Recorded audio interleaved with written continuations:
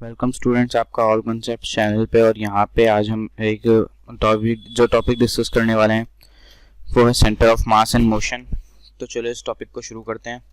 Centre of mass and motion हम इसको third lecture में कवर करने वाले हैं। कुछ एग्जांपल्स के थ्रू भी कवर करेंगे जिससे आपको थोड़ा अच्छे से समझ में आए।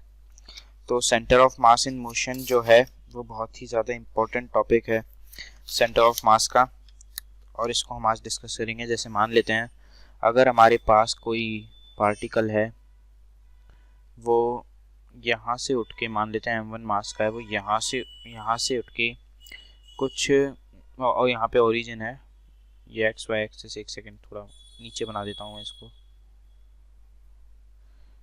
m1 मास है ये, और एक है m2 मास जो यहीं पे है। तो यहाँ पे ये ओरिजिन पे है, और जो हमारा m2 मास है वो मान लेते हैं किसी l डिस्टेंस पे है। तो अब यहाँ से जो हमारा m1 मास है वो शिफ्ट हो जाता है, नीचे आपको दिखा देता हूँ। m1 मास है वो मान लेते हैं अगर वो शिफ्ट हो जाता है यहाँ आगे इस तरफ आ जाता है, इसी में देख लेते हैं, यहाँ पे आ जाता है l/2 पे आ जाता है। मान लेते हैं m0 से l/2 पे आ गया, ये l/2 पे जो है हमारा m1 आ गया, और जो m2 है वो हमारा और थोड़ा आगे चला गया l डिस्टेंस पे, m2 आ गया हमारा 2l पे, यहाँ पे आ गया हमारा m2। तो हमको बताना है कि सेंटर ऑफ मास का डिस्प्लेसमेंट कितना हुआ है। तो पहले हमारा सेंटर ऑफ मास कहाँ पे था, पहले तो वो हम देखते हैं। पहले जो हमारा सेंटर ऑफ मास था वो था m2l/m1 प्लस m2। कैसे? क्योंकि हमारा जो, एक सेकेंड, हाँ, पहले हमारा सेंटर ऑफ मास इस जगह पे था, क्योंकि जो हमारा m1 है वो ओरिजिन पे है। तो m हमारा सेंटर ऑफ मास का ये फॉर्मूला है, क्या होता है, r vector COM equal to m1r1 plus m2r2, और ऐसे करते करते आगे तक by summation of m1 plus summation of masses, या फिर सिस्टम मास ऑफ सिस्टम। तो यहाँ पे जो है हमारा कुछ ऐसे ही आया है कि m1 इंटू 0 x एक्सिस में, x सेंटर ऑफ मास में, m1 इंटू, तो x सेंटर ऑफ मास जो है यहाँ पे जितना मूव हुआ है, कहाँ पे है हमारा x centre of mass, m1 into 0 plus m2 into l by m1 plus m2। ये हमारा शुरुआत में जो है यहाँ पे हमारा सेंटर ऑफ मास है। अभी कितना मूव कर गया ये हमको बताना है। तो पहले जो था वो था हमारा m1 इंटू 0 पे था, और बाद में किस पे आ गया, l/2 पे, l/2 minus 0 plus m2 into, पहले किस पे था, l पे, अब किस पे आ गया, 2l पे, 2l minus l by m1 plus m2। तो जो हमारा यहाँ पे डिस्प्लेसमेंट हुआ सेंटर ऑफ मास का वो ये है m1l/2 bye m2l plus m2l bye m1 plus m2। ये हमारा डिस्प्लेसमेंट हुआ, ये है हमारा डेल्टा x, मतलब उसने कुछ मोशन करा। और इसका ये फॉर्मूला है, इसका फॉर्मूला मैं आपको नीचे बता देता हूँ। मान लेते हैं हमारा डिस्प्लेसमेंट हुआ डेल्टा r सेंटर ऑफ मास, जो है हमारा डिस्प्लेसमेंट जो हुआ वो ये है फॉर्मूले में, m1 delta r1 plus m2 delta r2 plus dash dash dash, ऐसे ही चलता जाएगा अपॉन समीशन ऑफ मासेस। तो ये हो गया हमारा सेंटर ऑफ मास का मोशन में। और ऐसे ही जो है हमारा वेलोसिटी का भी होगा, अगर वेलोसिटी दे दी जाती है पर उसमें डेल्टा वेलोसिटी नहीं होगा, क्योंकि इस बार वेलोसिटी है हमारे पास। तो velocity is equal to m1 v1 plus m2 v2 plus m3 v3 ऐसे जो है ये चलता जाएगा। ये सेंटर ऑफ मास की वेलोसिटी है, सेंटर ऑफ मास कितनी वेलोसिटी से जो है चल रहा है।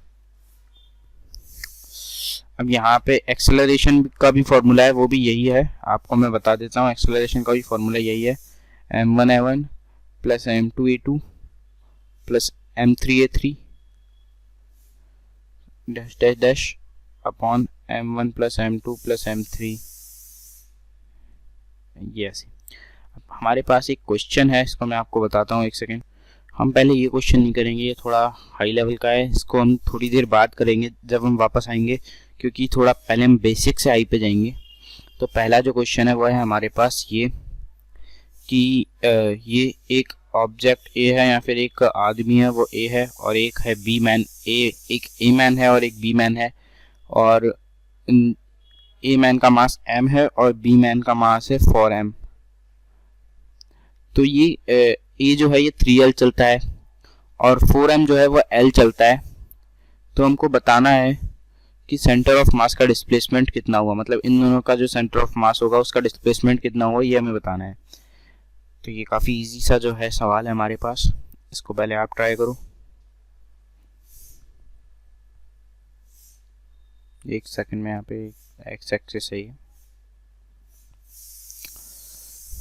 पॉज कर सकते हो आप वीडियो को।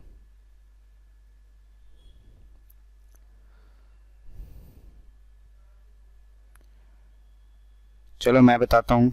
जो जी ये जो डेल्टा एक्स आएगा सेंटर ऑफ मास का, ये एक्स में हम चेक कर रहे हैं, तो डेल्टा एक्स जो आएगा ये हमको डायरेक्ट दे रखा है। डेल्टा x1 और डेल्टा x2 हमें डायरेक्ट दे रखे हैं। 3l चलता है, अपनी कोई सी भी इनिशियल पोजीशन इसकी होगी, ये वहाँ से 3l चलता है, इसकी कोई इनिशियल पोजीशन होगी वहाँ से ये l चलता है, तो डायरेक्ट डेल्टा x क्या आ गया, 3l और l आ गया।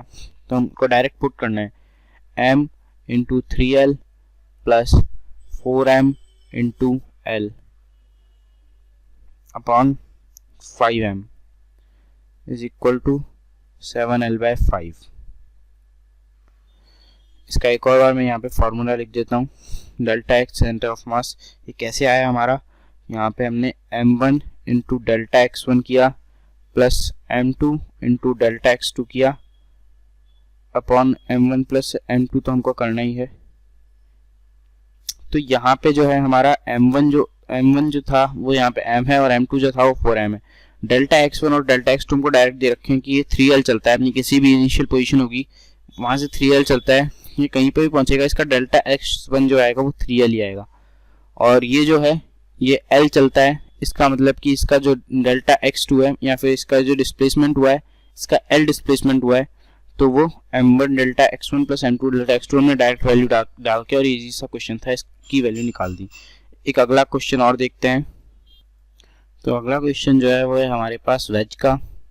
यहाँ पे हमको एक वेज दे रखी है मास m की, और एक ब्लॉक दे रखा है small m mass small m का, और जो वेज की जो हाइट है वो है h, और जो इंक्लाइन एंगल है उसका मतलब जो इंक्लाइन प्लेन पे जो जिस पे इंक्लाइंड है वो एंगल थीटा है। तो हमको बताना है कि displacement of centre of mass y axis में कितना है, यानी कि वर्टिकल डायरेक्शन में हमारा सेंटर ऑफ मास का डिस्प्लेसमेंट कितना है जब ये जो मास ब्लॉक m है स्मॉल m है, ये जब ग्राउंड पे पहुंच जाता है यहाँ से स्लाइड करते करते, और यहाँ पे जो फ्रिक्शन है वो 0 है, और तो यहाँ पे हमें निकालना है कि सेंटर ऑफ मास का डिस्प्लेसमेंट कितना है। पहले आप ट्राई करो।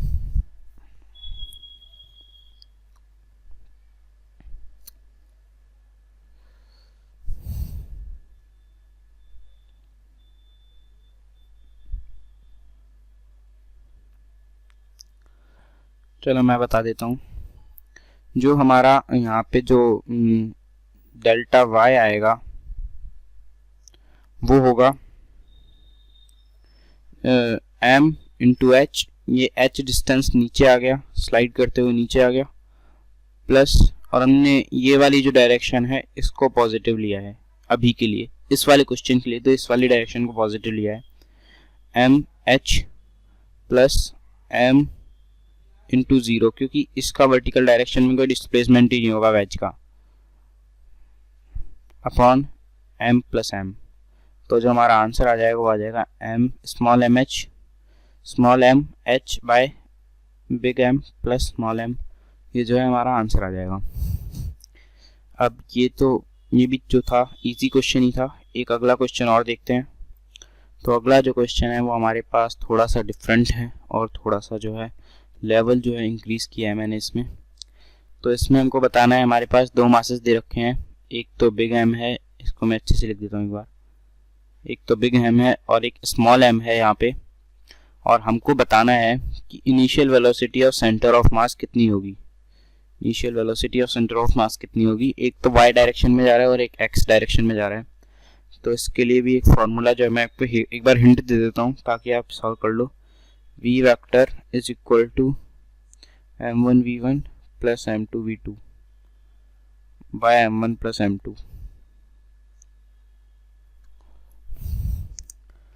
एक और हिंट की आई कैप जे कैप में आ सकता है इसका आंसर, उसी में आएगा इसका आंसर। और आप कैसे बताओगे कि डायरेक्शन क्या है, डायरेक्शन उसी से पता चलेगी कि वेलोसिटी तो है, डायरेक्शन अगर वेलोसिटी है तो डायरेक्शन भी होगी। इसको सॉल्व करो आप।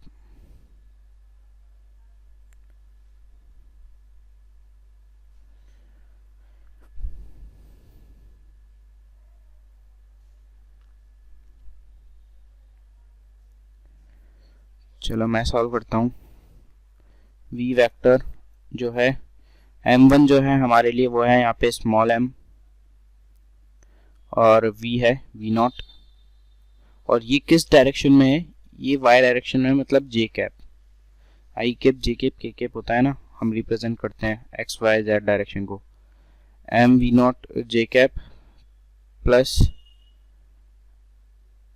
M V not I cap upon M plus M. तो हमारे पास यहाँ पे जो आंसर आया वो है एम, एक सेकेंड, हमारे पास जो आंसर आया वो है M V not J cap plus M V not I cap by M plus M.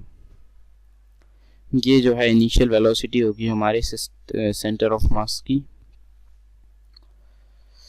अब जो है हम उस अच्छे वाले क्वेश्चन पे आते हैं जो हमारा था। हमारा जो अच्छा वाला क्वेश्चन है ये रहा वो क्वेश्चन। यहाँ पे हमको बताना है कि, एक सेकेंड, ये जो मंकी है इस मंकी का मास हम मान लेते हैं, एक सेकेंड, इस मंकी का मास m है, इसका भी मास m है।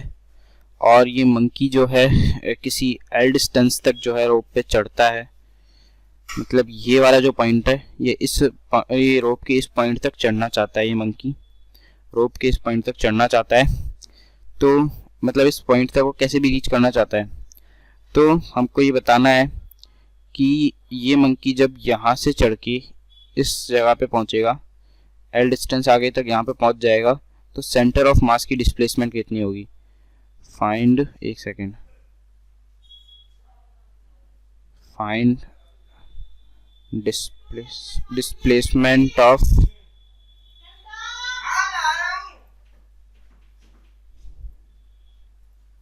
तो हमको यहाँ पे बताना है कि monkey displacement of centre of मास कितना होगा जब हमारा मंकी इस ओ डिस्टेंस तक पहुंच जाता है, इस ओ पॉइंट तक पहुंच जाता है। तो एल डिस्टेंस ट्रेवल करता है, कैसे भी ट्रेवल करता है, वो पहुंच जाता है वहां पे।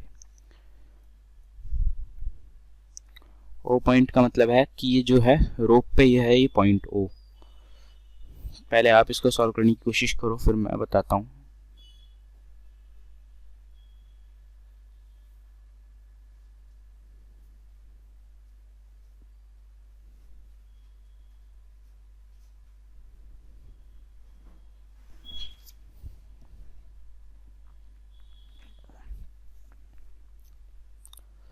इसमें जो है आपको बहुत ज़्यादा जो है विजुअलाइजेशन करनी पड़ेगी, सोचना पड़ेगा दिमाग में कि आखिर हो क्या रहा है इस कंडीशन में, इस क्वेश्चन में आखिर हो क्या रहा है।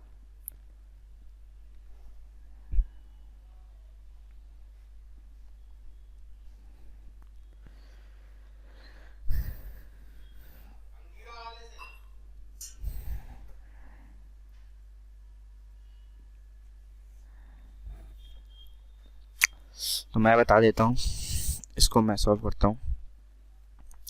सबसे पहले तो हम यहाँ पे जो मंकी है, एक कलर रेड चूज कर लेते हैं थोड़ा। हमारा जो ये मंकी है, मान लेते हैं ये डिस्प्ले मतलब ए एक्सेलरेशन से ऊपर जा रहा है। अब यहाँ पे जो है इसमें रिलेटिव मोशन का यूज़ होगा कि जो हमारा एक्सेलरेशन है of monkey minus acceleration of rope जो है acceleration of monkey with respect to rope होगा। यहाँ पे हमारी एक्सेलरेशन ऑफ रोप किस तरफ होगी, वो नीचे होगी, और एक्सेलरेशन ऑफ मंकी जो है वो हमारा ऊपर है। तो ये किसी ना किसी अफेक्ट करके हम यहाँ पे मंकी की एक्सेलरेशन, यहाँ पे acceleration of monkey with respect to rope मानेंगे, ताकि थोड़ा स्टेबल रहे और हमको सोचने में आसानी हो। वैसे इसकी ज़रूरत भी नहीं पड़ने वाली है हमको एक्सेलरेशन की, क्योंकि हमको डिस्प्लेसमेंट निकालना है। तो यहाँ पे जो है हमको सबसे पहले देखना है कि क्या होगा ये कि मान लेते हैं ये m जो है अभी यहाँ पे है। जब मंकी ऊपर चढ़ना शुरू करेगा तो ये m यहाँ पे आ जाता है, कहीं पे मान लेते हैं y पे आ जाता है, और मंकी o पे पहुंच गया। मंकी को पहले o पे पहुंचा देते हैं। तो मंकी जब o पे पहुंचेगा तो ये रोप जो है ये भी नीचे आएगी, तो मतलब ये जो o पॉइंट है ये भी नीचे आएगा। और ये कितना नीचे आएगा, जितना ये m ऊपर गया है, ये m कितना ऊपर गया है y, तो ये o पॉइंट उतना ही नीचे आएगा y। तो मंकी को कितना ट्रैवल करना पड़ा, उसको पहले l ट्रैवल करना था, लेकिन अब o पॉइंट ही नीचे आ गया, तो उसको कितना ट्रैवल करना पड़ेगा, l माइनस वाई। मंकी को l माइनस वाई ट्रैवल करना पड़ेगा। तो बस यहीं से जो है हमारी displacement of centre of mass आ जाएगी कि सब एक तो हमको जो है इसका डिस्प्लेसमेंट देखना है और एक इसका देखना है। तो सबसे पहले मंकी का लिखते हैं, एक्स यहाँ पे डेल्टा एक्स डेल्टा वाई लिख देते हैं। मंकी का जो डिस्प्लेसमेंट हुआ वो हुआ हमारा एल माइनस वाई, और जो रोप का डिस्प्लेसमेंट मतलब ये मास का डिस्प्लेसमेंट हुआ वो वाई डिस्प्लेसमेंट हुआ ऊपर की तरफ, और मंकी भी ऊपर ही गया है और रोप भी ऊपर ही, मतलब ये जो एम मास है ये भी पॉजिटिव वाई डायरेक्शन में ही गया है। तो हम यहाँ पे साइन पॉजिटिव लगाएंगे यहाँ पे upon 2m, m plus M equal to 2m, m से जो है m कैंसिल हो जाएगा, और जो हमारा फाइनल आंसर आएगा वो होगा l/2। मतलब कि यहाँ पे जो हमारा सेंटर ऑफ मास का डिस्प्लेसमेंट हुआ है delta Y, centre of mass का डिस्प्लेसमेंट जो आया है हमारा वो l/2 है। तो आज का जो लेक्चर है वो हम यहीं पे फिनिश करते हैं। और अगर आपको ये वीडियो अच्छी लगी हो तो इस चैनल को सब्सक्राइब कर देना और वीडियो को लाइक कर देना। और अगर ये वीडियो आप चाहते हो कि आपके किसी फ्रेंड तक भी पहुंचे तो इसे शेयर कर देना, क्योंकि इससे आपका भी टाइम बचाए सेंटर ऑफ मास का, नहीं तो आपको पूरा मोशन पढ़ना पड़ता, वो इजी हो गया। तो ये आप शेयर कर देना ताकि औरों का भी टाइम बच जाए। Thanks for watching.